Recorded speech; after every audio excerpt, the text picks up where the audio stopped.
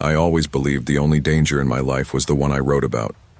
My name is David Kane, crime novelist, and for 20 years, my worlds of meticulously plotted murders, alibis, and betrayals lived safely on the page. My fans devoured the stories, journalists praised my gritty realism, and I carried on my life in the quiet apartment I had inherited from my father, nestled in a side street of Boston. That life was orderly, controlled, until the letters started arriving. It was a rainy Tuesday morning. I found the envelope slipped under my apartment door. No stamp, no return address, just my name written in black ink that slanted slightly, unevenly, as if the hand behind it wasn't used to patience. Inside was a single sheet of paper. "You write about murders. I live them," it read. At first I laughed.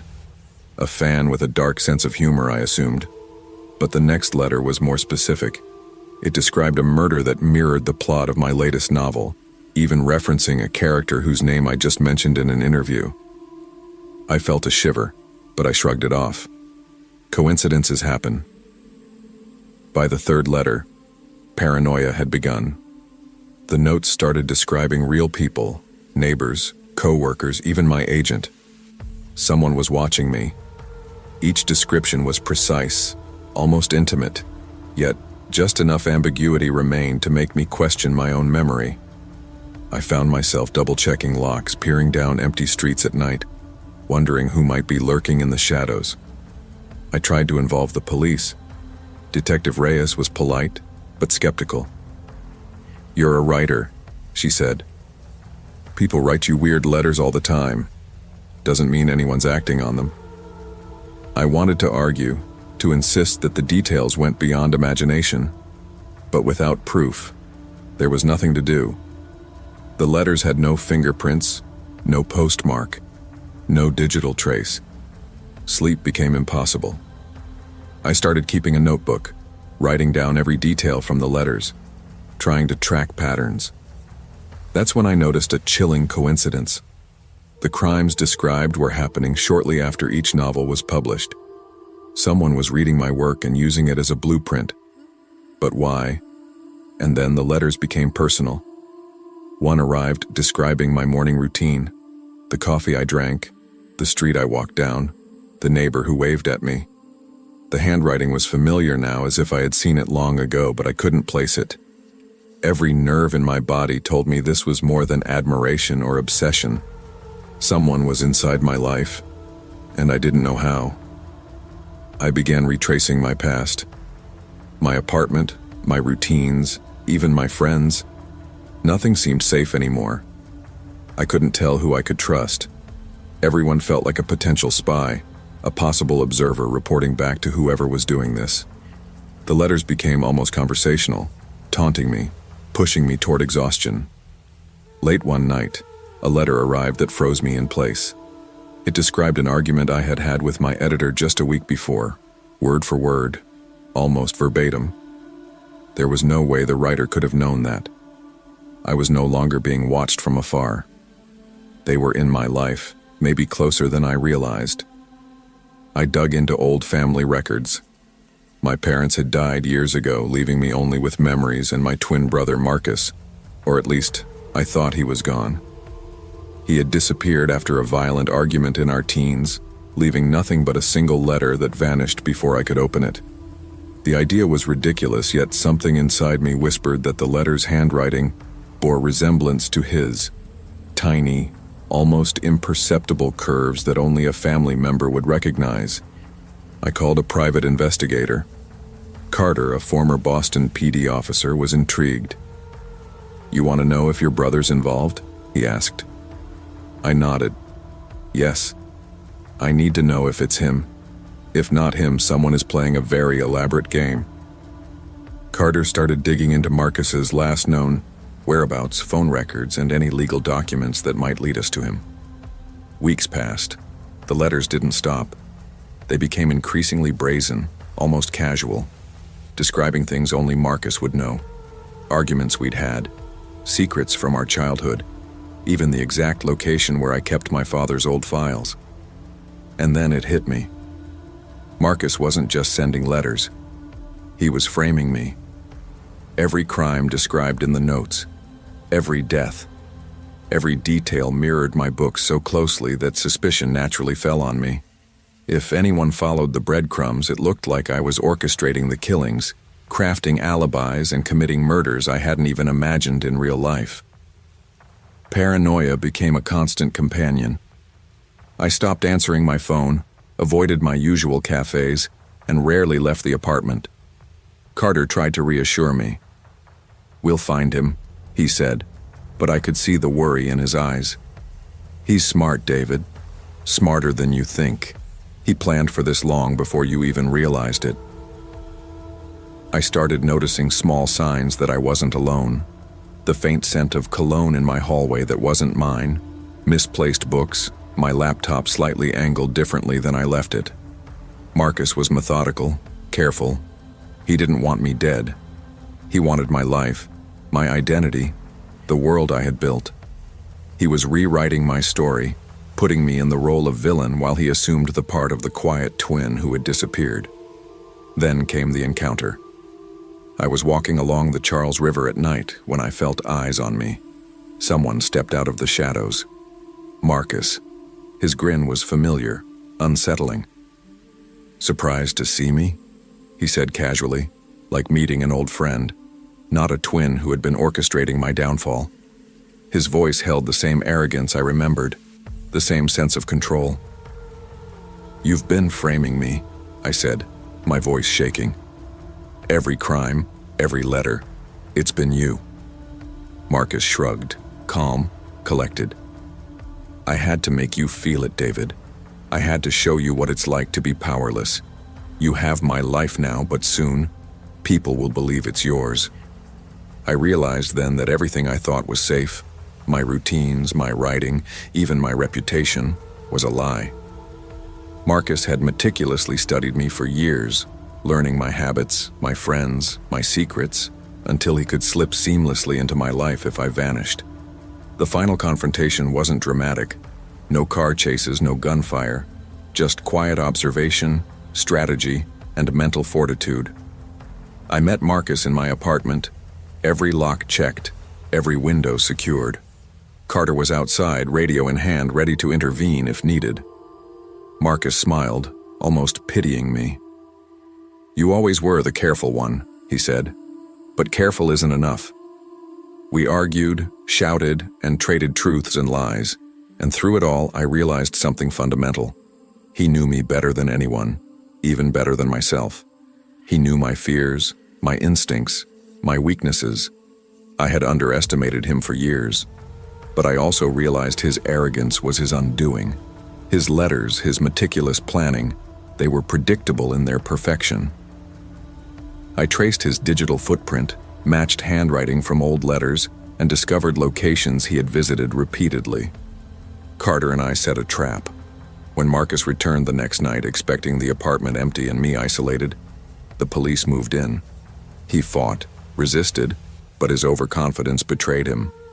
By the end, Marcus was in custody, his plan unraveling because he believed he could outthink everyone, including his own twin. In the aftermath, my life felt hollow yet intact. The letters stopped. The threat vanished, but the paranoia lingered.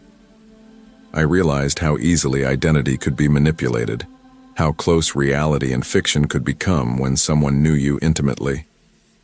I returned to writing, but differently now, more cautious, more self-aware, aware that even the most familiar faces can harbor unimaginable threats.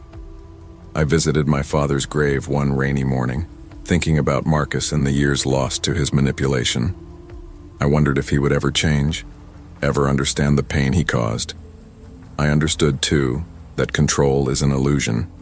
Plans, intelligence, even instinct can be exploited by someone willing to study you, wait patiently, and strike at the perfect moment. Knowledge of the world is powerful, but understanding human nature is essential. Trust must be measured, vigilance constant, and the assumption that someone knows you better than yourself can be both a warning and a guide. Even the closest bonds can be twisted, and survival depends on awareness, caution, and the humility to recognize your own blind spots. Photography had always been my escape. I'm Leo Marks, a street photographer who thrives on the unpredictable, fleeting moments that pass unnoticed by the world.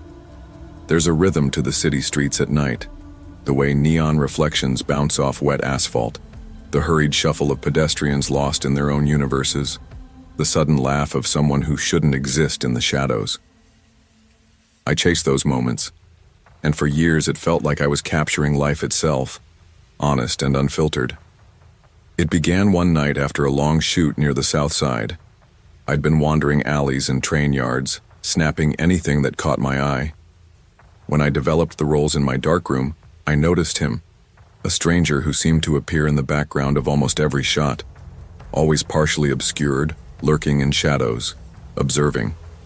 I dismissed it at first. Street photography is full of strangers. People cross paths, sometimes at exactly the right or wrong moment. But then I saw him again more clearly, in another roll shot weeks later. Same posture, same expressionless stare, always just beyond the focus. My chest tightened. Something about the way he existed in my frame wasn't random. He wasn't blending in. He was waiting, deliberate, like a constant echo in my peripheral vision. I began reviewing every photo I'd taken over the last few months, scrolling through my digital archives late into the night. At first it was subtle, a shadow behind a coffee shop patron, a hooded figure near the corner of a street. Then the pattern became undeniable. He wasn't in every shot, but he was in too many for coincidence. The obsession took hold. I started taking night walks with my camera, hoping to catch him in the act. Sometimes I would feel him in the corner of my eye, only to turn and find empty alleyways, trash bins rattling in the wind. But then I caught movement on a rooftop across from an abandoned warehouse. He was there, perfectly still, watching. I tried calling out, my voice cracking, but no sound reached him. The more I chased him, the more I felt a shift in my instincts. I wasn't just curious anymore, I was afraid. My instincts told me he wasn't targeting me, at least not directly, but I couldn't shake the sense that my camera, my passion, had somehow drawn him into my orbit, that each shutter click invited him closer. That night I took dozens of photos, each one blurring into the next, capturing only fleeting glimpses of someone who seemed to know my next move before I made it. Days passed. I stopped sleeping properly, haunted by the photos I couldn't stop analyzing. And then I noticed something worse. The stranger wasn't simply appearing in my frames. He was capturing moments I hadn't seen yet, moments that hinted at danger for the people I knew. A friend walking home alone. A neighbor standing by a dimly lit street corner. Even my own reflection in a cafe window, distorted and anxious. I confided in Claire, a fellow photographer and the only person I trusted in this city. She listened patiently as I described the man, my obsession, and the growing unease that gripped me. "Leo," she said, "you're letting fear shape what you see. Maybe it's your mind playing tricks." But her eyes held doubt, the same doubt I was starting to feel creeping into myself. That night I went out again. I felt compelled, unable to resist the urge to follow him. The street smelled of rain and asphalt. Every shadow seemed to pulse with his presence. I spotted him moving between rooftops, disappearing into the maze of back alleys I knew like my own apartment. I tried to keep a safe distance, shooting from behind corners and parked cars. But the stranger wasn't hiding from me. He moved purposefully, almost methodically, as if guiding me to something I didn't yet understand. Then I noticed something that made my stomach turn. One of the photos I had taken earlier in the evening, just after developing it, captured a man sitting on a bench reading a newspaper. The headline was innocuous, but in the background, obscured by shadows, the stranger's gaze was fixed directly on the man. His stance was deliberate, calculated. It wasn't random. I felt a sudden, cold understanding. This wasn't about me. He was documenting potential victims, and the camera, my camera, was his tool. The thought made my hands shake. Every frame I had captured, every click of the shutter, might have been a warning I had failed to interpret. I felt complicit in a pattern I didn't yet understand. The stranger's presence was more than observation. It was prediction, and I was unwittingly being drawn into his design.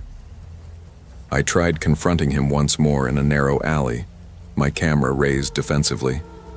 But when I came around the corner, he was gone. Only footprints remained, leading to a stairwell I knew led nowhere. It was impossible, infuriating, and terrifying. I realized then that I was being watched, manipulated, and trained to see events unfold in my own work without understanding the meaning until it was too late. Sleep no longer offered refuge. Every photograph became a potential message, every shadow a threat. I began developing roles obsessively, scanning each image with trembling hands. And finally, in one photograph taken just outside my own apartment, I saw him, closer than ever, with my own terrified reflection in the lens, as if warning me that the next frame, the next moment, would be mine. The next few nights I became a ghost in my own neighborhood. Every corner, every alley, every fire escape felt alive with him. I stopped going out during the day, stopped meeting friends, stopped leaving my apartment, except to photograph from a safe distance. And yet, he was always there, in the frame, in the shadows, just outside the reach of my lens. I began mapping his appearances, plotting where he was in each photo, noting the time of day, the angle, the background. Patterns emerged, subtle but undeniable. He was moving through the city like a predator, predictable in his precision, yet untouchable. I realized that my own obsessive documentation had made me part of his narrative. I wasn't just watching him. I was being watched through the lens, and every frame I captured became a prophecy I didn't understand until later. I started following him more directly, trailing him through abandoned warehouses, graffiti-strewn alleyways, and the rooftops of industrial buildings. My heartbeat thundered in my ears. The adrenaline made me reckless, but I couldn't stop. I had to know. I had to understand. And that's when I saw him, standing over a scene I wasn't supposed to witness. A woman I knew, an acquaintance I had photographed months ago, was crouched on the ground, terrified. He was photographing her, capturing her fear, every detail of her vulnerability. My stomach dropped. He wasn't interested in me at all. He was using my work, my eyes, to identify and record his victims, learning from me, predicting movements, understanding what would happen before it did. I stumbled backward, dropping my camera. The sound made him turn slightly, but he didn't run. There was no malice in his face, only detachment, a cold, clinical awareness that made my skin crawl. In that moment, I realized I was next. All the warnings, the shadows in the background, the strange angles, I had ignored them. My lens had become a tool for him, and now I understood the horror fully. The next photograph, the next frame, would be mine. I returned home in a daze. Every photograph I had ever taken now felt like a confession, a record of crimes in which I had no part but could not prevent. My apartment became a cage. I checked every window, every door. I slept with one eye open, my camera clutched like a talisman, hoping to somehow control the chaos I had documented for years without realizing it. Days merged into nights. I became hyper-aware of every movement, every shadow. The city felt like a predator itself, each flickering street lamp a threat. And then, it happened. A photo I developed one morning made my blood run cold. The image was unmistakable.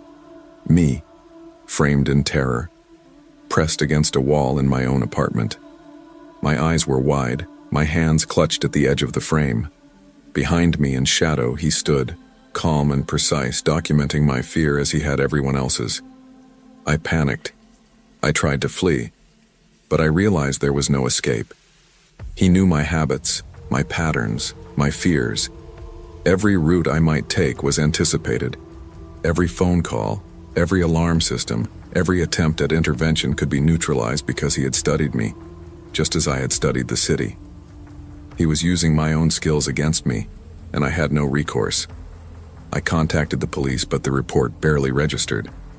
"Someone stalking you? Through photographs?" the officer said, skepticism dripping from his voice. I tried showing him the prints, the evidence of my terror, the pattern of his appearances, but without catching him in the act, they could do nothing. I realized then that logic, evidence, and explanation meant nothing to someone who lived entirely in prediction and observation. The more I tried to resist, the closer he became. Each photograph I developed after that was a countdown, a warning I could not interpret fast enough. His presence was everywhere and yet nowhere. He didn't need to attack yet. He had already trapped me psychologically, made me complicit in my own fear, and turned my craft against me in a way I could neither undo nor escape. I began documenting myself obsessively, hoping to anticipate his next move. Every photo was a defensive maneuver, a desperate attempt to reclaim control, but the reality was stark. I had entered his frame. I was part of the story now, and the conclusion had already been written. My own camera, the tool of my passion, my livelihood, my art, was now a mirror reflecting the inevitability of my victimhood. I knew it was only a matter of time. Every photograph, every shadow, every faint click of a shutter had been a warning I refused to read properly. I barricaded my apartment the best I could, locks, chains, motion detectors, but deep down, I knew it didn't matter. He didn't need doors or walls. He needed me, my lens, my awareness, and my own instinct had already betrayed me. That night, rain pattered against the windows and the city smelled of asphalt and electricity. I set up my camera on the tripod, hoping to capture him in the act, to finally have proof.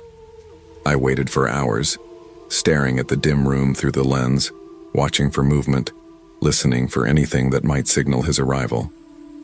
My heart pounded with exhaustion and fear, my hands shaking uncontrollably. Then, in the faint glow of my desk lamp, I saw him. Not in the shadows, not just lurking in a frame, but in the room itself. His eyes, unnervingly calm, met mine across the lens. He didn't speak. He didn't need to. Every photograph I had ever taken, every shadow I had ignored, every moment I had dismissed as coincidence led to this. I raised my camera to my face, desperate to preserve proof, desperate to reclaim a shred of control. But when I looked through the viewfinder, the image developed before my eyes. Me, frozen in fear, pressed against the wall, my expression a perfect mirror of terror. The room behind me was empty, yet somehow he was already there in the frame, an omnipresent specter documenting my inevitability. Panic seized me. I ran through the apartment, trying doors, windows, even the fire escape. But each escape route seemed predetermined, each movement anticipated. He didn't chase. He observed, knowing I would corner myself, knowing my own fear would guide me to the perfect frame. Every shutter click I thought was my control was actually my submission. I was both witness and subject, trapped in a narrative I couldn't alter. The last photograph developed itself in my mind before I could even press the button. The stranger's silhouette filled the frame, my reflection central, terror etched in every line of my face. It wasn't just a photo, it was a statement, a culmination of every obsession, every lapse of attention, every ignored instinct. He had orchestrated it perfectly, and I had unwittingly played my role to the final second.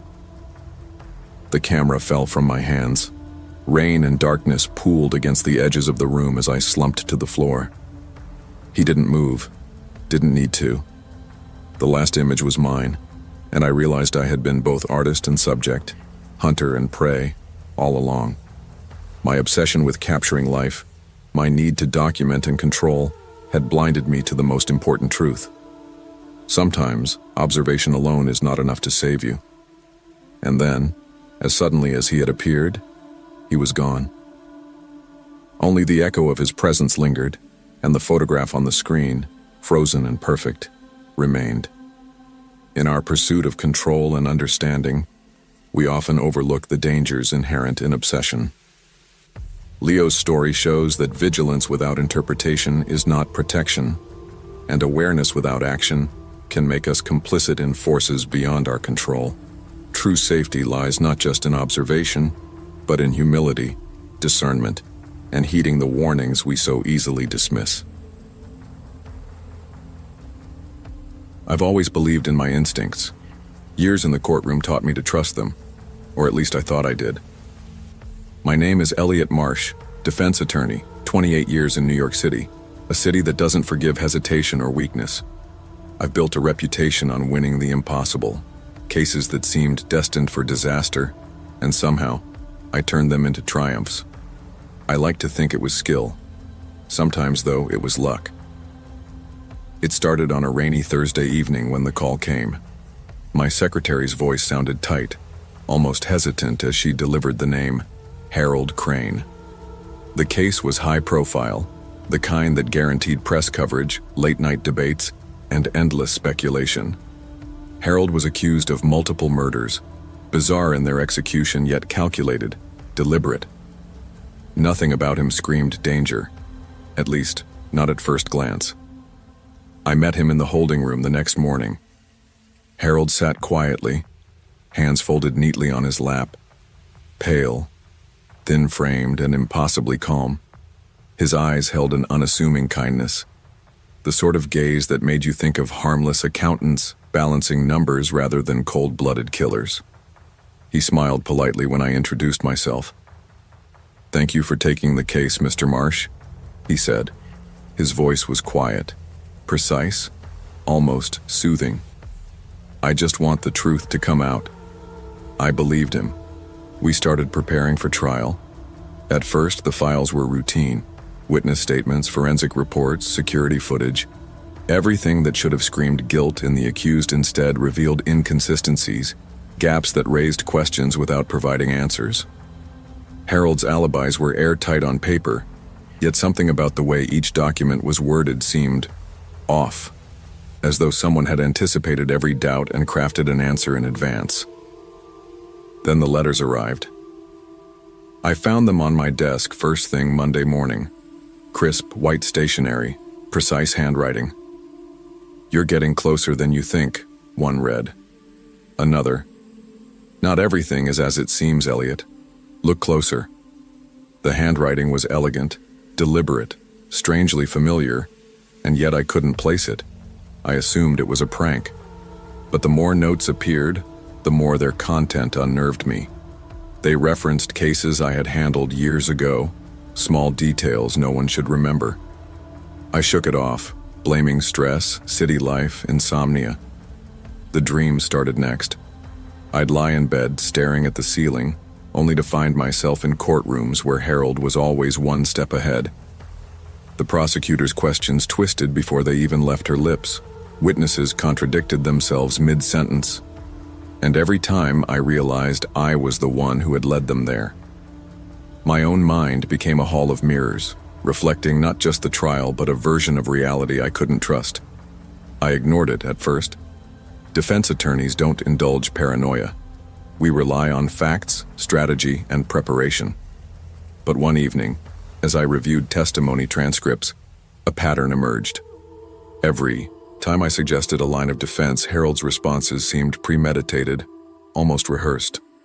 Not rehearsed as in coached by me, but rehearsed as if he'd anticipated my defense before I even conceived it. It was subtle, nothing concrete, but the realization made the air in the office feel heavier. I started doubting my judgment. A nagging thought gnawed at me.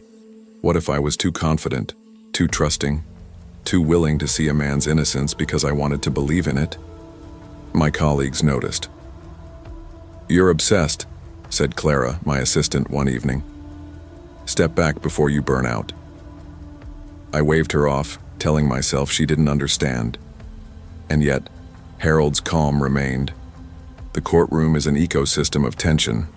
It's not just law and argument, it's anticipation, body language, psychological warfare. I had been on both sides long enough to know when a defendant was nervous. Harold wasn't. Not even a flinch when cross-examined. Not a twitch when confronted with evidence. Every move was deliberate. I began noticing details I had dismissed before. The way Harold's eyes flicked toward the jury before responding. The subtle shake of his hands when he feigned surprise.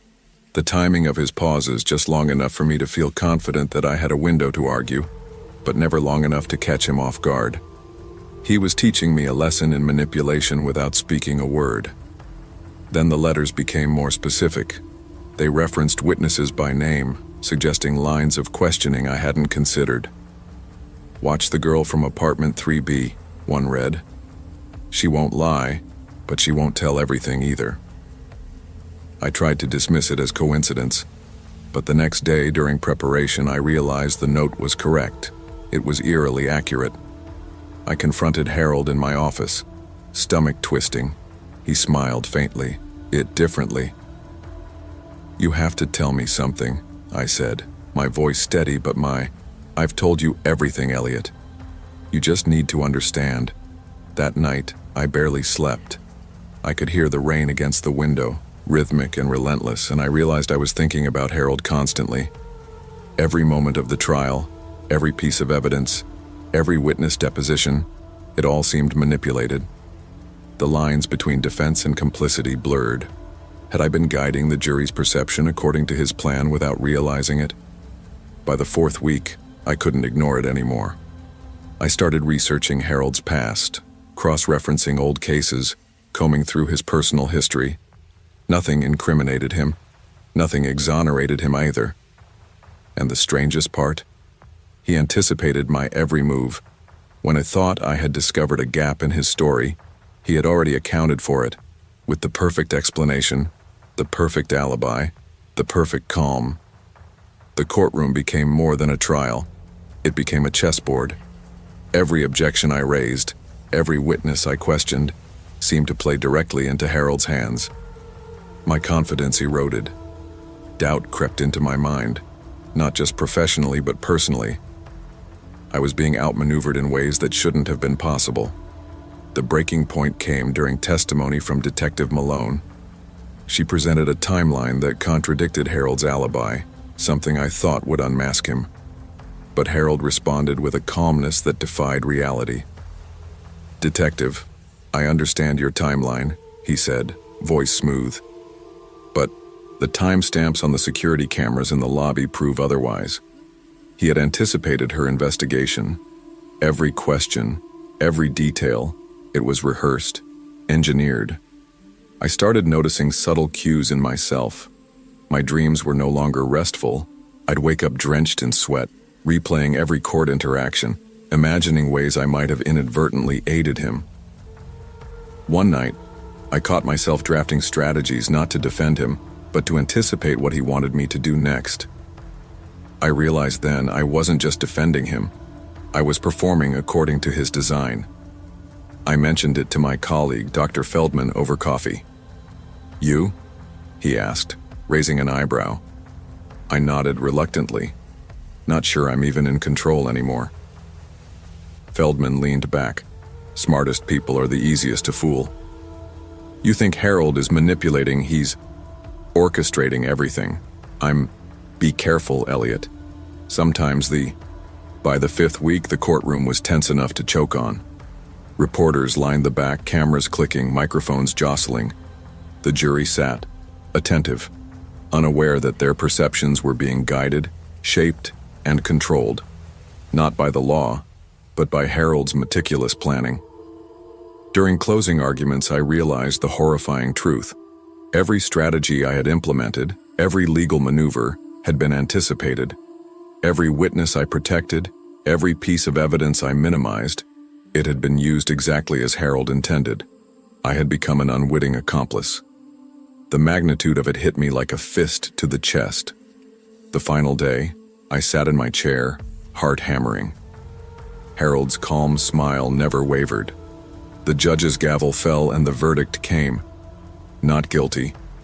The courtroom erupted. Journalists shouted, cameras flashed. But I couldn't move, couldn't speak. I understood fully, chillingly, that Harold had orchestrated the entire scenario. Not just the murders, but the trial, the public perception, my very actions. I had been a puppet in a game too large, too precise to comprehend fully. After the trial, I walked out into the cold New York evening. Rain soaked my coat, but I barely noticed. People congratulated me, shaking my hand, praising my brilliance, unaware that my own brilliance had been turned against me. I thought of the victims, the lives destroyed, and of Harold, smiling quietly somewhere, untouchable. I knew something had shifted inside me. My instincts, once my greatest weapon, had been weaponized against me. I had learned painfully that confidence without vigilance can be dangerous. Even the smartest, most careful among us can be manipulated if we let ourselves believe in appearances over truth. It took months before I could sleep without nightmares. I double-checked every door, every lock, every detail in my life. I carried the lesson in my bones. Intelligence alone is no safeguard against deception, and trust, while valuable, must be measured carefully. The courtroom had been a masterclass in manipulation, but the real lesson wasn't legal. It was moral. Evil doesn't always scream. Sometimes it whispers. Sometimes it hides behind a calm demeanor, a polite smile, or a neatly folded alibi.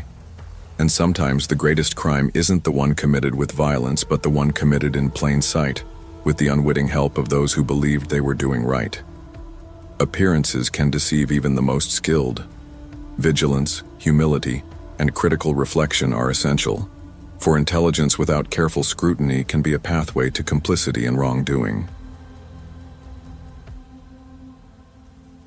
I was born into a family that never quite fit together the way it should. Savannah's humid air had always felt like a memory pressing against my skin, sticky and insistent. My father was a man who wore charm like armor, the kind who could make anyone believe in his generosity while quietly demanding obedience. My mother, gentle and quiet, vanished when I was 12, leaving behind only a note that made no sense. "Watch closely, Caroline. People are never what they seem." That note became my lens. I studied people like others studied books. In high school, I memorized body language, voice patterns, the way someone's eyes darted when lying. My friends called me observant. My enemies never knew I was always 3 steps ahead. As I grew older, I found an outlet for this curiosity in event planning. The art of orchestrating experiences, of creating spaces where people reveal their true selves, became my obsession. It wasn't about the parties themselves, it was about understanding behavior, testing boundaries, seeing how far people would bend before breaking. By November 2017, I had cultivated a reputation in Savannah's social circles as the flawless hostess, meticulous, polished, graceful. But behind the mask, I was always calculating. Weeks before the Marshfield Estate masquerade, my sense of unease had spiked. My car was keyed one morning. A threatening phone call came through, dead silence punctuated by breathing. At first, I chalked it up to my imagination, remnants of childhood paranoia. But something deep in me knew. I needed control. I needed to turn observation into power. The Marshfield Estate had stood abandoned for years, its grandeur fading but not its aura of intimidation. I had spent months researching every guest, politicians with skeletons in closets, investors skimming accounts, socialites with secrets darker than they let on. I memorized their routines, their preferences, even their weaknesses. Every note, every whisper, every subtle maneuver would be designed to expose truth, provoke tension, and measure reactions. The night arrived, fog rolling in from the Savannah River, curling around the mansion like a soft curtain. Guests arrived in elaborate masks, their faces painted with expectation. They smiled politely, unaware they were entering a carefully choreographed experiment. I greeted each one with charm and warmth, masking the anticipation roiling beneath my calm exterior. Champagne in hand, I watched from the grand staircase, cataloging every interaction, every glance, every slip of composure. It began quietly. A note left on a table, a whispered comment in the hallway, a rearranged seating chart. Small things, easy to dismiss. But they ignited sparks. I could feel the tension ripple through the room, subtle but undeniable. The masquerade was more than a party. It was a stage, and every guest, unwitting, had a role to play in my design. By midnight, the estate was alive with subtle chaos. I wandered among my carefully placed guests, a mask over my face, my eyes catching every flicker of discomfort. I overheard a senator arguing with his advisor over a financial misstatement, a young socialite's phone lighting up with revealing messages she hadn't intended anyone to see. I moved silently like a conductor, listening to the dissonance build. I approached Margaret Ellis, a prominent investor who had been boasting all night. "Did you ever consider that the numbers you flaunt might be overstated?" I asked softly, leaning close enough for her to catch my perfume. Her eyes widened slightly. The subtle alarm in her tone confirmed what I had predicted. It was thrilling. Just a few words, a few insinuations, and the first cracks began to show. Meanwhile, in the library, whispers of scandal began to spread. Alliances formed and broke apart within minutes. I lingered in shadowed corners, smiling faintly as my guests exposed themselves without realizing it. Every gesture, every expression, every secret glance was part of a larger mosaic I had orchestrated. People thought they were controlling their narratives. They were not. I was controlling them. And then, the final act approached. I signaled discreetly, ensuring my exit would go unnoticed until the culmination of chaos. I slipped through a hidden corridor, practiced and rehearsed for months, leaving only the faintest hint of my presence behind. A whisper in the ballroom, a shadow glimpsed from the grand staircase. From my vantage point in the hidden wing, I watched. The guests removed their masks, and the fragile illusions they had built for themselves shattered. Affairs were revealed, lies were exposed, and self-interest collided with guilt and fear. The room's atmosphere thickened with panic, suspicion, and humiliation. I had set the stage for a perfect storm, and I had withdrawn before the storm hit its peak. I remember the moment one of the guests, a young lawyer, realized what had happened. He looked around frantically, trying to find me, trying to locate the invisible hand guiding the night. Their eyes swept every corridor, every hallway, every darkened corner. They called for the estate staff, the authorities, but my presence was already gone, leaving only the traces of manipulation behind.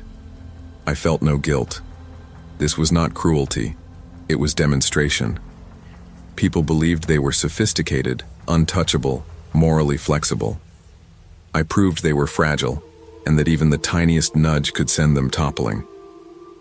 I had witnessed the subtle collapse of the social facades I had studied for decades, and it was intoxicating.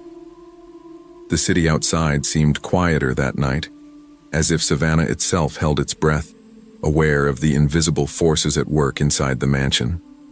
From my vantage point, hidden and observing, I catalogued every reaction, every emotional fracture, every whispered panic. Each detail would live with me, a record of human behavior stripped bare. As raw and telling as any photograph I could have taken, I lingered in the shadows until the first responders arrived, noting how they moved, how they asked questions, how easily they were misled. Every step of my plan had succeeded. The guests' confusion, the tension, the chaos, it was perfect. I had not touched a single person, yet I had wielded complete control over the evening. Days later, the story of the Marshfield estate masquerade circulated through Savannah's gossip networks. Guests recounted the night with horror and fascination. Someone had to be behind it, they whispered. Investigators searched for evidence, scoured records, and interrogated staff. None of them could trace my hand. I was everywhere and nowhere. Friends called me, curious about the commotion. "Caroline, were you there the whole time?" they asked, unaware I had slipped away unnoticed. I smiled, letting them wonder, letting them think they might have glimpsed the architect, the mastermind, without ever realizing it. That was the power of subtlety, control without contact, influence without trace. I walked through Savannah a week later, among fog and gas lamps, watching people remember the night in fragmented recollections. They didn't know what they had been part of. They didn't know how closely I had studied them, how gently I had nudged their moral lines until they bent and cracked. And they would never know. Looking back, I understand now that the masquerade was more than entertainment.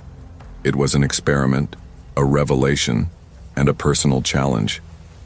I had tested myself against the unpredictability of human behavior and emerged victorious. Not by force, not by intimidation, but by understanding, anticipation, and subtle manipulation. I learned that perception is fragile. People build walls of civility and morality, but all it takes is a whisper, a suggestion, or a shadowed glance to topple them. I had been shaped by my family's secrets, my mother's disappearance, and my father's control, and I turned those lessons into insight, into power. And for a brief, intoxicating night, I held the strings. Power is not always exercised through dominance. Subtle influence and understanding can shape outcomes more effectively. Observation, patience, and insight into human nature reveal that morality and self-perception are fragile. True mastery lies in knowing when to act, when to step back, and how small nudges can reveal the truths people most wish to hide. I've always believed in the power of truth. As a journalist, it wasn't enough to skim the surface or settle for the official story. I dug, I probed, and I exposed the dark corners most people didn't want to see. I specialized in online harassment, stories of women targeted, threatened, their lives invaded in the digital shadows. I thought I knew the signs, the patterns, the psychology behind it. I believed I was immune to the same dangers because I was careful. I kept my routines rigid, my movements public yet calculated, my personal life opaque. But everything changed when I started investigating the attacks on a cluster of young women in my city. It began with the emails, anonymous, unsettling, detailing information that wasn't public. At first, I thought it was another cyber harassment victim trying to reach me, maybe someone panicked or seeking guidance. The images attached were grainy but precise. Photos of streets I walked every day, angles that matched the route I took from my apartment to the subway. I brushed it off, convincing myself someone was copying my movements, someone clever, but not dangerous. Then the pattern started to feel impossible. I noticed a car parked outside my building repeatedly at different times of the day. A man crossing the street would appear at the same moment I left the coffee shop, then disappear when I changed direction. I chalked it up to coincidence, but the unease settled deep in my chest, an itch that refused to leave. I began keeping logs, documenting every anomaly, convinced I was onto a stalker. At work, my colleagues noticed my distraction. "Maya, you've been jumpy," said Simon, my editor, the morning after I spent 3 hours tracking a suspicious black SUV. "Is it part of the story?" I nodded, hiding the fear I couldn't explain. "Maybe," I said. "Or maybe it's closer than I thought." At night, I pored over the harassment cases, comparing details, looking for patterns. I reviewed photos, timestamps, IP addresses, social media footprints. But the deeper I delved, the more unnerving it became. Some elements seemed familiar, almost too familiar. I pushed the thought aside, attributing it to intuition sharpening with experience. Then came the messages, specific, intimate, chilling in their precision. They included my routines, my favorite cafes, even the book I left on the counter at the corner coffee shop. Whoever was sending them wasn't just watching me, they knew me. I felt the walls close in, paranoia creeping into every decision. Which streets I walked, which routes I took, who I allowed to know my schedule. One night, I stayed at my office past midnight, reviewing photos of a girl who had been targeted online. The images in my inbox suddenly matched locations she frequented. I realized with a cold jolt that the pattern was replicating my own daily life. I froze. Could someone be mirroring me, studying me the way I studied others? I began seeing myself everywhere, in reflections, in the background of surveillance feeds, in the eyes of strangers. Every step felt anticipated. I called the police once, reporting suspicious activity outside my building, but the officers found nothing. It was as if the city itself had become a mirror, reflecting my fear back at me. The more I pursued the story, the more the line between observer and observed blurred. I started carrying 2 phones, using burner apps, even checking the locks on my office doors 3 times before leaving. Friends asked why I was distant, why I seemed drained. I lied, saying the story was getting to me, that digging through harassment cases was emotionally exhausting. Deep down, though, a gnawing thought refused to leave. The stalker wasn't outside. It might be inside me. The revelation came in fragments. One evening, while cross-referencing social media posts and timestamps, I noticed a detail I couldn't reconcile. A photo supposedly taken of one of the harassment victims had been captured from an angle only I could have achieved. My chest tightened. Could it be me? I didn't want to admit it. The thought was preposterous. I was the investigator, the truth seeker. I wasn't capable of the crimes I was documenting. And yet, as I reviewed more cases, a pattern emerged. The timing, the proximity, the choice of targets, they all traced back to locations I frequented, familiar routes I knew intimately.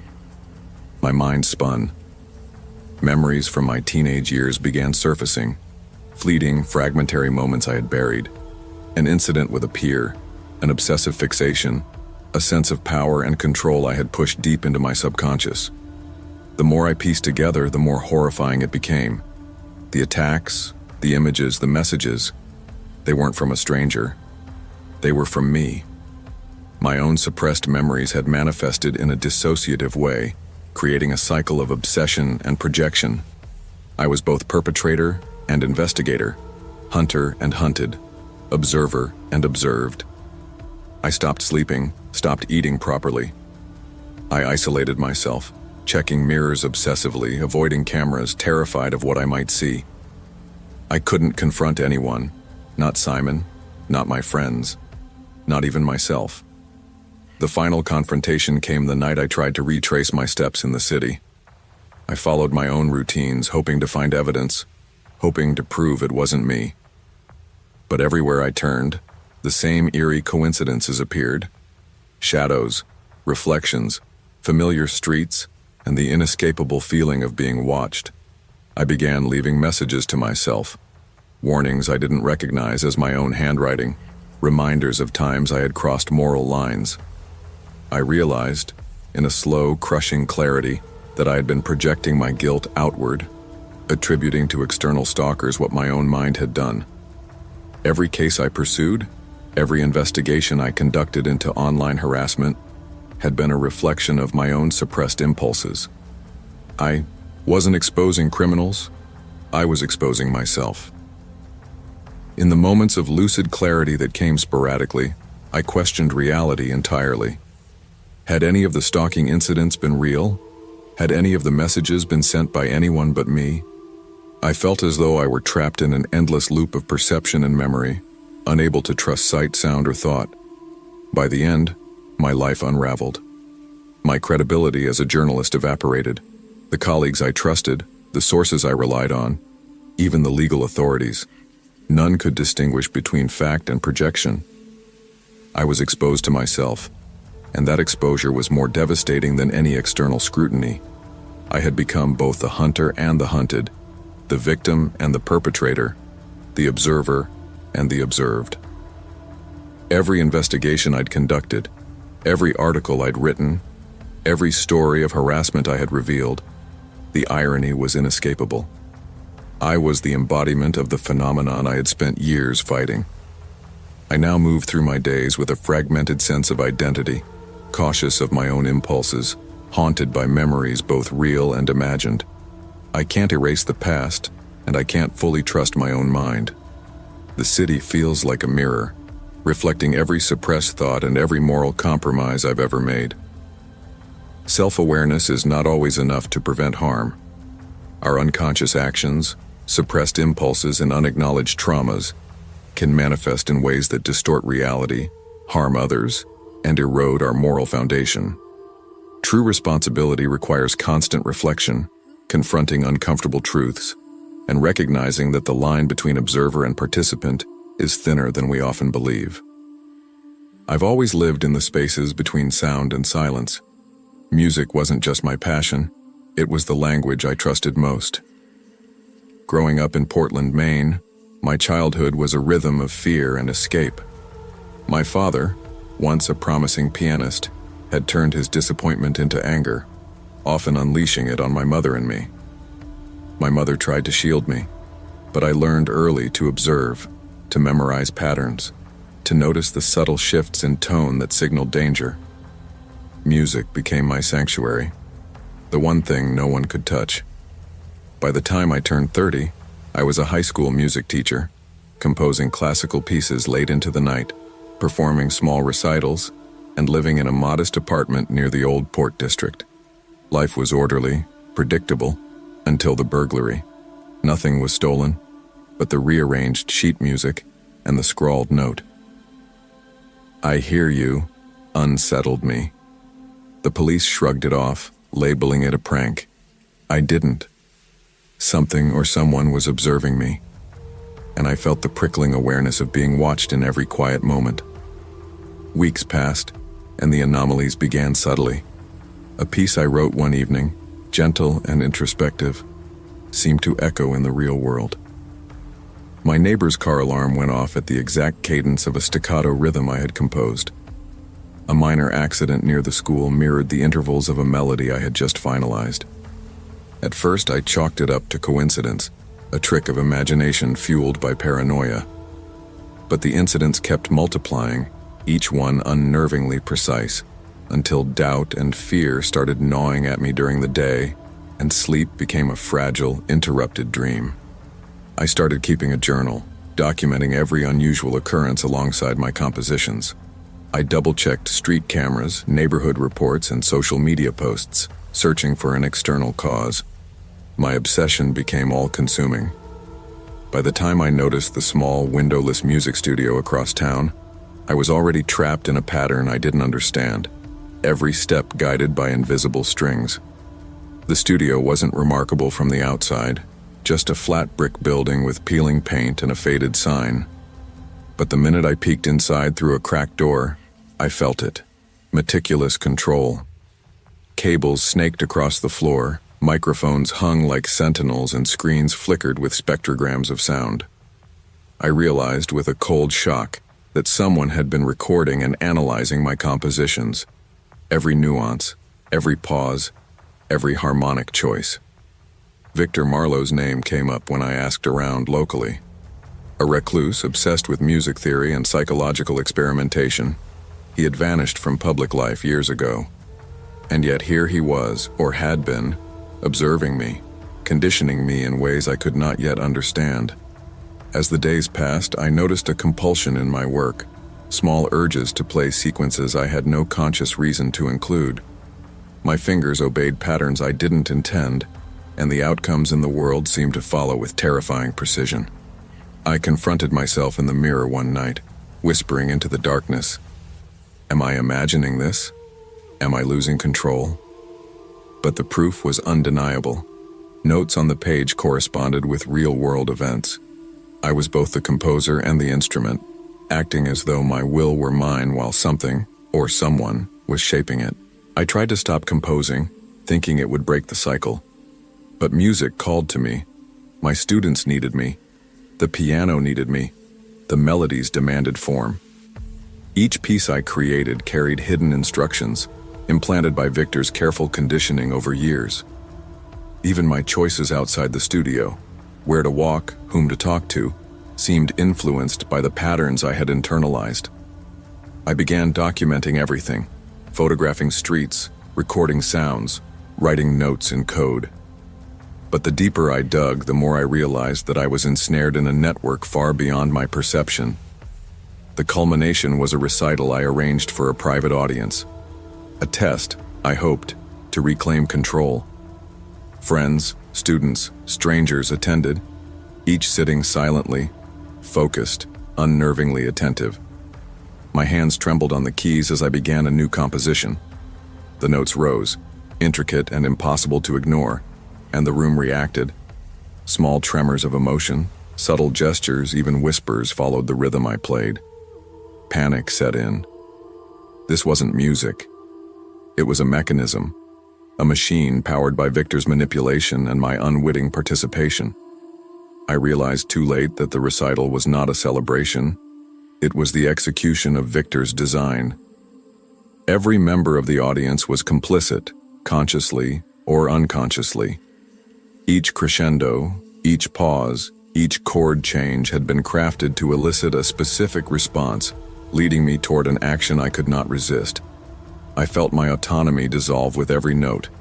It was exhilarating and horrifying simultaneously, the realization that my passion, my identity, was a tool wielded by another. I confronted the studio's location again, desperate for answers, but it was gone, as if it had never existed. No records, no traces. Victor had vanished, leaving only the evidence of his manipulation. The patterns embedded in my music, the predictive incidents in the city, and the terrifying awareness that I had been complicit from the start. In the aftermath, life resumed in fractured pieces. I could still play the piano, but each note carries a shadow, a reminder of the invisible strings that once guided me. My students, my friends, the city itself, they were all part of a web I cannot untangle. The music I love has been weaponized against me, a mirror of obsession and control, revealing the fragility of autonomy. I learned to live cautiously, questioning every decision, every impulse. I compose for necessity, but each melody is tempered by awareness, a constant vigilance against the subtle manipulations that can infiltrate even the most intimate passions. I am both survivor and instrument, forever conscious that freedom is fragile, and that our creations, even those born from love, can be twisted into tools of control. Passion without reflection can be both a gift and a weapon. When we surrender our creativity or our choices to external forces, consciously or unconsciously, we risk losing autonomy. True freedom requires vigilance, self-awareness, and the courage to recognize when even our deepest joys might be exploited. I always thought Burlington was the kind of town where nothing bad could happen. Leafy streets, small brick cafes, bike paths along the river. It felt safe, familiar, predictable. Maybe that's why I moved here, escaping the mess of my past relationship, hoping for a clean slate. My name is Hannah Reed, 26, a digital marketing specialist who loved spreadsheets, quiet nights, and living alone in a loft that used to be a warehouse. The space had tall ceilings, exposed beams, and large windows that let the sun flood in during the mornings. I liked that about it. It made me feel grounded, safe. But the thing is, safety is a fragile illusion. I learned that the hard way. My previous relationship had ended badly, not violently, but the harassment after was constant. Messages in the middle of the night, someone lingering outside my apartment, knowing details about my schedule that I had never shared. It left me cautious, hyper-aware. I developed habits, checking locks 3 times, noticing every unfamiliar face on the street, keeping my phone within reach at all times. It wasn't paranoia, it was survival. Weeks before everything started happening, there were tiny signs, tiny enough that anyone might dismiss them as coincidence. At first, it was a flickering light across the street, in the apartment that faced my loft. Then a package, slightly nudged out of place. A man walking past late at night, hood up, pausing at my building, just standing there, looking. At first I told myself it was nothing, my mind playing tricks. But there's a difference between imagination and instinct. Something about him felt deliberate enough to make my chest tighten whenever I saw him. The first real alarm came one evening after a late night at work. I unlocked my loft door, tired and distracted, and noticed a folded piece of paper slipped under it. My name was written on it, careful, precise. "You're predictable, Hannah. Always the same routine." My hand trembled as I picked it up. My mind raced. How could anyone know? The grocery runs I'd made that week, the therapy session I hadn't mentioned to anyone, the route I walked home from work. It all had been noted, cataloged. This wasn't random. This wasn't coincidence. Someone was studying me, shaping themselves into my life. I told a friend, Julia, everything that night over the phone. She listened, calm, methodical, the voice I needed when my own thoughts were scrambling. "You need to take it seriously," she said. "Lock every door, every window. Change your routines. Document everything." That's what I did. I started taking pictures of the hall outside, recording timestamps of deliveries, marking oddities in a small notebook I kept on my desk. I installed extra locks, motion lights, even a small camera facing my doorway. I wanted evidence. I wanted proof that someone was there. And that's when I started noticing Ethan. He lived across the street, quiet, polite, always nodding as I left for work or came home. I never thought much of him until patterns emerged. The hooded figure, the small disturbances, the uncanny timing. They always seemed to align with when Ethan's blinds were open just a little wider than usual, or when I caught a glimpse of him lingering near the window. The unease settled like a stone in my stomach. I wasn't just imagining it. Someone was there, watching. That night I lay awake staring at the ceiling, replaying every small detail from the past few weeks. I felt exposed, vulnerable, a target in plain sight. I realized my past trauma had given me skills, awareness, a sixth sense, but it hadn't made me invincible. I didn't know who was out there, and I didn't know why they had chosen me. All I knew was that the illusion of safety was gone, and with it, the quiet rhythm of my life had shattered. It started small, almost laughably small, and that made it worse. My coffee mug moved a few inches on the counter. A stack of mail fell to the floor in the middle of the night, though I'd left it perfectly stacked. At first, I told myself I was being neurotic. Maybe I'd knocked things over and forgotten. But then, the next day, I found faint scratches along my hallway wall, deliberate, almost artistic in their placement. I tried to convince myself it was paint scraping against furniture, an accident, but deep down I knew. Someone had been inside. I started leaving small marks of my own, tracing chalk lines along doors and windows, trying to see if they moved overnight. They did. Furniture shifted slightly. Packages untouched before were now on the floor. The creeping realization, I was being watched, yes. But this wasn't random. This was methodical. Someone wanted me to feel unsafe. I called Julia over one evening, hoping to make sense of it. "Hannah," she said, leaning against my kitchen counter, "someone is playing games with you. You need to accept that. Don't go it alone." I nodded, grateful for her presence, but inside, panic still churned. That night I saw him, or maybe I imagined him through my window. A figure, hood up, standing at the edge of the street. He didn't move, didn't speak, just watched. I became hyper-aware of every sound. Footsteps, the scrape of a tire on the road, even the wind brushing the leaves outside. I started documenting everything, each oddity noted in my notebook, each photograph saved on my laptop. I changed my routines, walked home different ways, took cabs instead of biking, even pretended to go out when I stayed in. Nothing mattered. The feeling never left. Ethan, the neighbor, became more prominent in my mind. He was always around, polite, smiling, but too polished, too deliberate. I noticed small details. How he sometimes lingered by his window when I returned. How his car seemed to appear in odd spots. I caught him once staring just long enough for me to feel his gaze like a physical weight. But when I tried to confront him indirectly, smiling, waving, he acted casual, perfectly normal, but I wasn't fooled. One night, I installed a small camera across the street, hidden in plain sight, hoping for proof. The footage revealed nothing. Ethan's building remained empty during the times of the disturbances. No figure, no shadow, nothing. And yet, my apartment betrayed me. The scratches, the moved items, the misplaced mail. I didn't know what to do.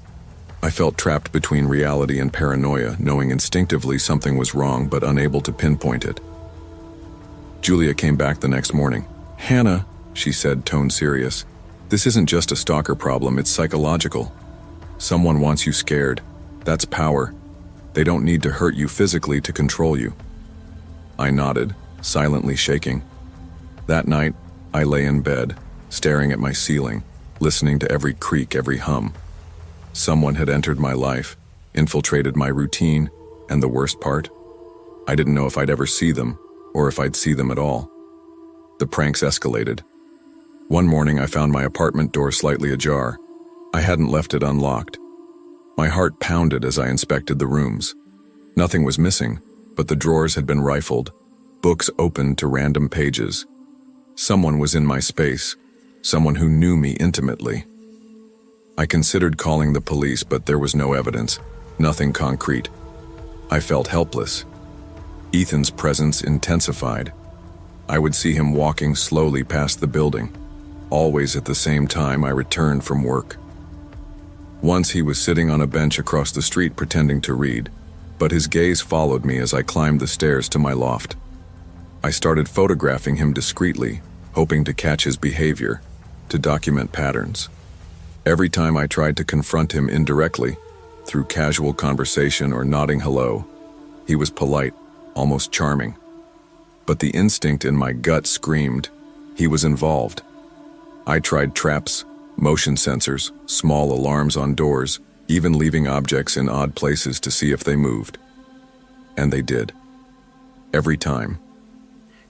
My life became a routine of avoidance, observation, and strategy. I questioned my sanity constantly. Was I imagining all of this? Was my mind replaying old trauma? But the subtle, deliberate disruptions didn't lie. Someone had access.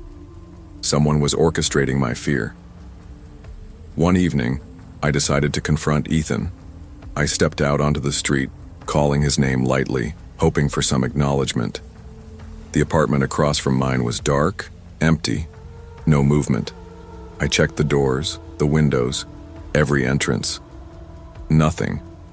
And yet, when I returned to my loft and reviewed the photographs I had taken, there he was, faintly reflected in the glass, smiling. I froze, staring at the image. The ambiguity was unbearable. Was he real? Was my trauma twisting into paranoia? My body ached with exhaustion, my mind a mess of fear and doubt. I realized that even if I confronted him directly, I might never understand the truth. The only certainty was the unease that had seeped into every corner of my life. Sleep became impossible. Every creak of the building, every car outside, every shadow under the streetlight triggered panic. I rearranged my loft multiple times, installed extra locks, stayed alert even during the day. Julia's words echoed. Fear is power. He doesn't need to hurt you physically. He already controls your mind. I started documenting every instance, hoping patterns would emerge, hoping to regain control. Packages moved, mail scattered, minor changes to furniture, all calculated. I wondered if Ethan was just the mask of the intruder, a convenient projection of my fears. But the reflected image, the subtle figure in the photograph, gnawed at my rationality. I couldn't escape the idea that someone, somewhere, was orchestrating my life, watching every move. The line between paranoia and reality blurred. I caught myself checking mirrors reflexively, scanning reflections in glass, in the coffee shop, even the darkened windows across the street. Ethan's politeness, his every smile, became a taunt. I questioned everyone, every passerby, every shadow. I realized I could trust no one completely, not even myself. The culmination arrived without fanfare. A night alone in the loft, empty streets outside, the wind rustling leaves. I sat by my window, reviewing photographs from the past weeks. Nothing concrete. But then, faintly, in the reflection of my balcony glass, I saw him, Ethan, smiling. Not in the street, not in his apartment, but there, present in my life without physically being there. I understood then that the terror wasn't just physical, it was psychological. He had seeped into my reality. I locked the door, double-checked the windows, and sat in silence, exhausted. My body and mind screamed for rest, but the image lingered, a reminder that some threats don't announce themselves.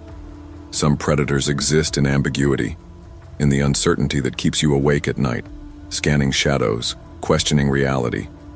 Weeks later, life returned to a fragile normal. I moved my routines, made changes, remained vigilant. But the reflection, that smile, stayed with me, a lesson etched into my mind. Some dangers are unseen. Some fears persist not because of what happens to you physically, but because someone or something forces your mind to never settle. Awareness and caution are vital, but fear is also a tool. True safety comes from understanding your boundaries, trusting your instincts, and maintaining vigilance while protecting your mental well-being. Some threats cannot be fully controlled, but preparation, awareness, and resilience give us the power to endure, adapt, and reclaim a sense of security, even in the face of ambiguity. I never imagined inheriting a bed and breakfast would change the rhythm of my life. The Willow Inn, tucked into the misty hills of Asheville, North Carolina, had been in my family for decades, but I'd spent most of my adult life documenting my travels, snapping photos, and writing blog posts for strangers scattered across the globe. My grandmother's sudden passing left me the inn almost by default, a responsibility that seemed both ordinary and extraordinary at the same time. As I stood on the front porch the first morning after moving in, the scent of damp leaves and old wood filled the air. The inn had its charm, creaking floorboards, floral wallpaper slightly faded by years of sun, and a staircase that curved in a way that made it feel like it was whispering secrets. I had spent years traveling, but never had I felt such a connection to a place, as though the walls themselves were alive and aware. The first week was ordinary enough. Guests checked in, I unpacked boxes, and I cataloged the inn's quirks. The slightly crooked windows, the faint drafts that seemed to carry voices when the wind blew. But then small things began to unsettle me. One morning, a teacup I swore I had left on the counter was missing, only to be found on the dining table. Notes appeared, tucked beneath mattresses, simple scribbles like, "Not everyone sleeps here willingly." I laughed it off at first. An old prank? My grandmother's eccentric handwriting? But the handwriting didn't match hers. I began keeping a journal, noting every anomaly, doors left unlocked despite my meticulous checks, objects slightly moved from where I had placed them, and faint sounds at odd hours.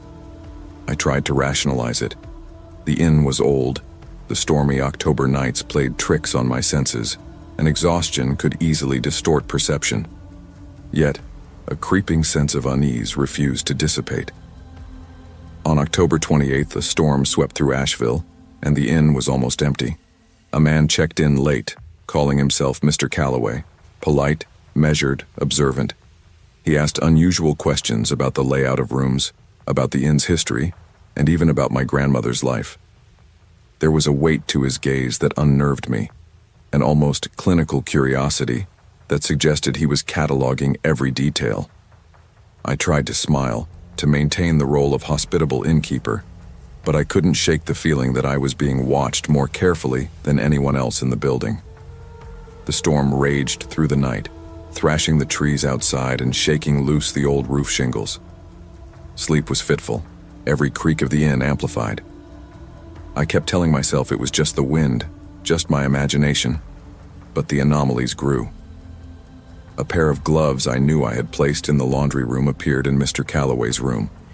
My laptop, left charging in the study, had moved to the sitting room, and then there were the notes, tiny scraps of paper in my handwriting, mentioning things I had no memory of writing. They described events that hadn't happened yet. I confronted myself in the mirror more than once, whispering questions I didn't want answers to. Am I losing it? Or is someone else here?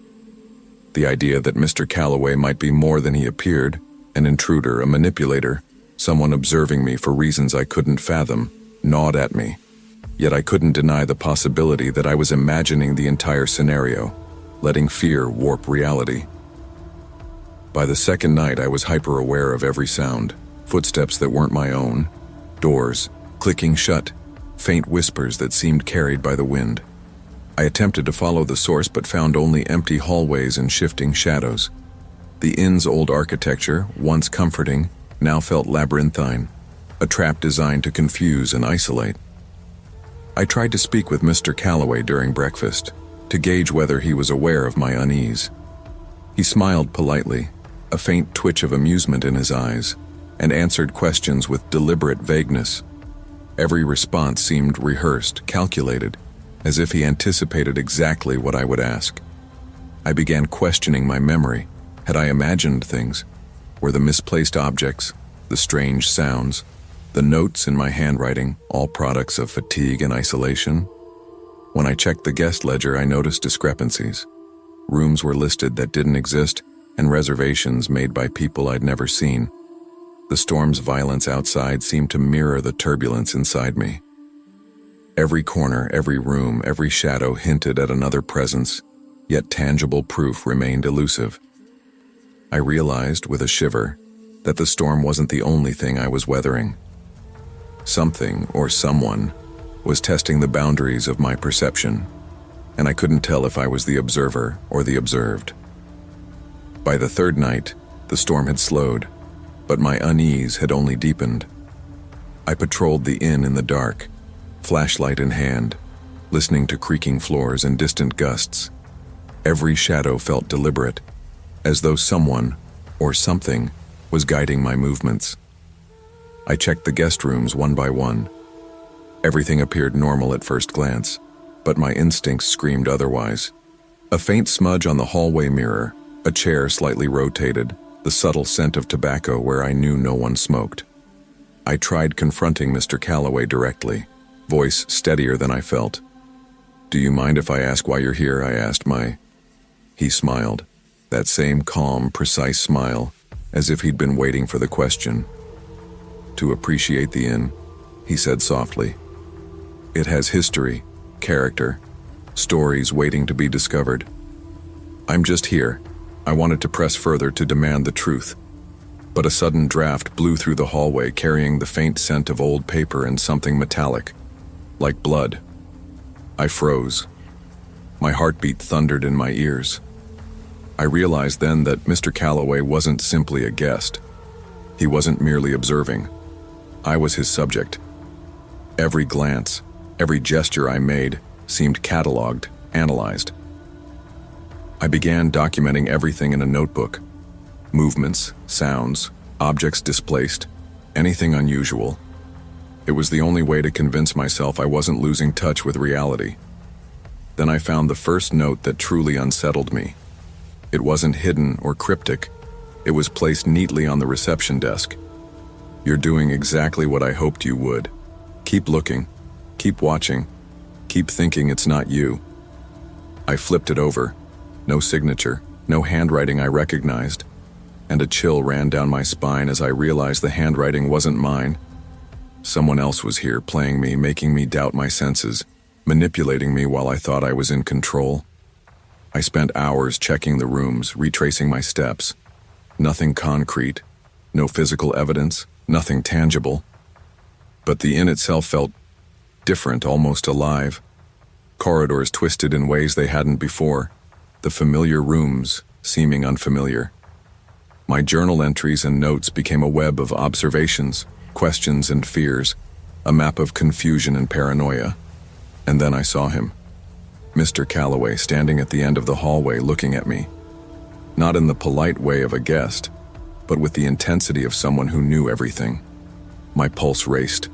I wanted to scream, to confront him, but the words froze. His eyes seemed to pierce through my own uncertainty, seeing not just my fear but my thoughts, my doubts, my secrets. It became clear, he wasn't the problem. I wasn't safe, not in my own mind. I had become part of someone else's experiment, or maybe my own unraveling. The storm outside seemed minor compared to the storm building inside me, where perception and reality collided, leaving me suspended between what was real and what was orchestrated. By the fourth day, Exhaustion had become my constant companion. I slept little, ate less, and spent hours wandering the inn, examining every corner, every shadow. The notes had grown more insistent, more directed. One appeared on the edge of my bed. "You're closer than you realize," and yet, further from the truth than ever. I couldn't tell if it was a warning, a threat, or a taunt. I stared at the words for what felt like hours, trying to find a hidden meaning, a code, anything. My hands shook. Even my grandmother's old furniture seemed complicit, bearing silent witness to something I couldn't name. In my sleepless haze, I began replaying memories of past nights at the inn. The misplacements, the fleeting glimpses of shadows, the faint noises. I remembered doing things I had no memory of. Could I have moved objects? Written the notes? Had my mind fractured under the stress, or had someone manipulated me so completely that I could no longer distinguish my own actions from theirs? I confronted the empty halls again, calling out, "Who's here?" My voice echoed, absorbed by the thick walls. No response. But in the silence, I noticed something. The inn's layout, the rooms, the corridors, they seemed wrong. Subtle differences, like a mirror slightly warped. I had spent years in this building, yet now I felt lost in it, as if it were designed to confuse me, to make me doubt every step I took. Then I found Mr. Calloway's room. Empty, perfectly neat, untouched. Yet scattered across the desk were more notes. My handwriting again. Lines I didn't remember writing described events that had yet to happen, even referencing things from my journal. A wave of terror hit me. I realized the unthinkable. I had been writing them, or someone had forced me through fear and exhaustion to create a reality I didn't consciously understand. Panic set in. I tried to leave the inn, but the storm outside had made the roads impassable. My isolation was complete. I realized the truth slowly, like ice forming over a lake. I was both the observer and the observed, the manipulator and the manipulated, the guest and the intruder. The final night came quietly, almost sinister in its calm. The storm had passed, leaving behind a wet, heavy silence. I sat in the lobby, surrounded by the scattered notes, my journal, and the echoing emptiness of the inn. Everything pointed to the same terrifying conclusion. I could no longer trust myself. Every act of curiosity, every investigation, every attempt to expose a hidden presence had been my own creation, a projection of a part of me I had buried for years. The last note appeared on the front desk as I sat frozen. Some guests never leave, and some truths are better unseen. I stared at it for a long time, feeling the weight of every unnerving incident, every misplaced object, every cryptic note. The storm had ended, the roads would clear, and yet I couldn't leave. Not because of the weather, but because I understood the final, undeniable truth. I had orchestrated this entire haunting. My suppressed fear, my obsession with the unknown, my longing for drama. It had manifested in ways I couldn't fully comprehend. Mr. Calloway may never have existed. He might have been a shadow of my own mind, a reflection of my paranoia and suppressed memories. I left the inn the next morning, shutting the doors behind me, but the unease lingered. The Willow Inn remained standing, unchanged, yet it had changed me irrevocably. I realized that the greatest manipulator of all had been me, and that realization carried a weight I could not escape. I had hunted shadows, only to find that the most dangerous one lived within me. Reality is fragile, and the mind even more so. Curiosity unchecked, obsession unexamined, and fear unacknowledged can make us both the victim and the villain. True vigilance begins not outside ourselves, but within. The mind can be both sanctuary and prison. When obsession, fear, or unresolved trauma dictate our perception of reality, we risk becoming the architect of our own torment. The greatest mysteries are often within ourselves, and the truest danger lies in our inability to distinguish what we imagine from what exists. I had always been careful, hyper-aware. Growing up in a small New England town, my father drilled rules into me about strangers, caution, and personal boundaries. My older brother, ever protective, reinforced it, and my past experience with a stalker in college made me almost obsessive about security. Locks on doors, cameras, small alarms strategically placed throughout my apartment. Most people thought I was paranoid. Maybe I was. But every incident in my past had taught me that vigilance could mean the difference between safety and catastrophe. It was July 15th, 2019, when my life started tilting into unease. Portsmouth in the summer is usually quiet, calm even, with its coastal breeze and small harbors. My apartment overlooked a modest parking lot, and beyond it, the harbor glimmered in late afternoon sun. I liked my routines: work at the studio, coffee on the balcony, quiet evenings sketching or editing designs. But that evening, as I returned from work, I noticed a moving truck in the parking lot, unloading a new neighbor across the hall. He introduced himself almost immediately. Nathan Graves, mid-30s, polite, perfectly dressed, and unnervingly observant. He complimented my choice of plant on the balcony, made casual remarks about the weather, and somehow knew when I'd returned from work without me saying a word. I smiled politely, thinking, just a coincidence. The next few days, his presence seemed to shadow me. He'd greet me in the stairwell, casually mention errands I'd taken, even comment on the coffee I was drinking. Odd, but maybe just friendly, I told myself. Yet there was something in his eyes, quickly suppressed, calculating, that made my pulse quicken. I shrugged it off as nerves. But then the little things started happening. My mail disappeared briefly. My cat went missing for hours. One evening I thought I saw a shadow moving outside my window, just beyond the reflection of the balcony light. My chest tightened. Memories of my previous stalker flashed in my mind, how quickly obsession could escalate, how subtle behaviors could turn invasive. I started keeping a detailed log, photographing everything unusual, making mental notes of patterns. Nathan's appearances grew more unnerving. He was always in the right place at the right time, as if anticipating my moves. He complimented the same outfits, asked questions about my routine, smiled when I hesitated. I tried rationalizing it. He could just be friendly, socially astute, even lonely. But instinct screamed otherwise. I started locking doors preemptively, checking windows obsessively, and moving the camera angles. The apartment that had always felt safe now felt surveilled, almost claustrophobic. Nathan had crossed the threshold of casual neighborly interaction into the ambiguous, the threatening, the unknown. By the third week, I was on edge. My friends noticed my tension. My brother called daily to check in, and I avoided going out at night. Yet every precaution seemed insufficient. Nathan had a way of appearing anywhere without seeming suspicious, catching me at the elevator, outside the mailbox, even near the coffee shop across the street. He asked subtle questions about my apartment, the layout, even my work schedule. It wasn't overtly menacing, but the calculated timing and his uncanny knowledge made my stomach twist. One evening, I confronted him directly in the hall, trying to keep my voice calm. "You seem to know a lot about me," I said.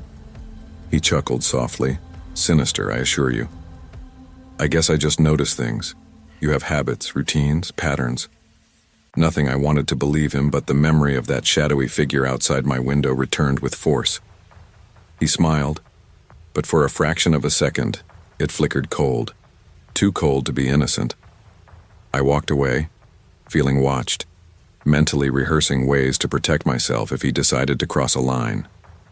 At night, I pored over my logs, notes of his appearances, small observations, odd coincidences. I realized that the frequency of these events was not random. He was consistent, calculated. He was always where I least expected but most feared. My paranoia grew, and yet I couldn't dismiss the possibility that I was overreacting. letting past trauma color every interaction. The anxiety became almost tangible. I stopped going out alone. I checked my doors multiple times before bed. My cat rarely left my side. And yet, Nathan's presence lingered, intangible but suffocating. It was during a weekend evening, a few weeks later, that I noticed the key, hidden beneath a small flower pot just outside my door. My heart skipped. I had never hidden a spare key there, and yet there it was, perfectly positioned. I picked it up, turning it over in my hand, cold sweat gathering at my temples. Whoever had left it had access to my apartment. The implications made my mind race. Nathan, another stranger, my own anxiety playing tricks. That night, I sat awake, door locked, windows latched, cat curled tightly against me. At around 2 a.m., a soft tapping on the window jolted me upright. My heart raced, and there he was. Nathan, standing on the balcony across from mine, smiling directly at me. Not a friendly smile, not casual, but calculated, observant, waiting. I reached for my phone, dialed 911. My voice shook as I explained the situation. By the time the police arrived, he had vanished into the shadows. They were sympathetic but dismissive. There was no concrete evidence, no security footage capturing him. My documentation, my careful logs, were still insufficient. My reality, my fear, felt both validated and dismissed simultaneously. I began questioning my own sanity. Every moment, every encounter replayed endlessly in my mind. Was I exaggerating? Was it my trauma magnifying coincidences into threats? Yet nothing could explain the key, the balcony, the timing. Nathan was either a master manipulator or I was losing grip on reality.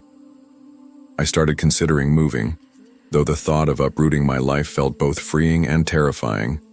I couldn't leave, but I couldn't stay. Sleep became impossible. Every creak of the floor, every gust of wind against the window felt like a signal. I became hyper-vigilant, watching every reflection, every doorway. On my final night in the apartment, I packed quietly, the storm of my anxiety still raging. My logs and photos, meticulously collected, sat in a box. As I boarded the train, leaving Portsmouth behind, I finally allowed myself a moment of relief. Maybe closure, maybe escape. But then across the street, perfectly aligned with the departing train, I saw him. Nathan, smiling, calm, charming, observing. My chest tightened. All I could feel was the chilling realization that, whether real or a product of my mind, the danger or the uncertainty had followed me. I couldn't know for sure. Was he truly a psychopath manipulating my life, or had my past trauma distorted reality? The ambiguity lingered. Some threats are unseen, some shadows never leave. Fear can protect, but it can also distort. Trauma and hypervigilance can blur the line between reality and imagination, and sometimes the greatest danger is not knowing whether it lies outside us or within. Awareness must be tempered with reflection. Vigilance without clarity can imprison the mind as effectively as any external threat.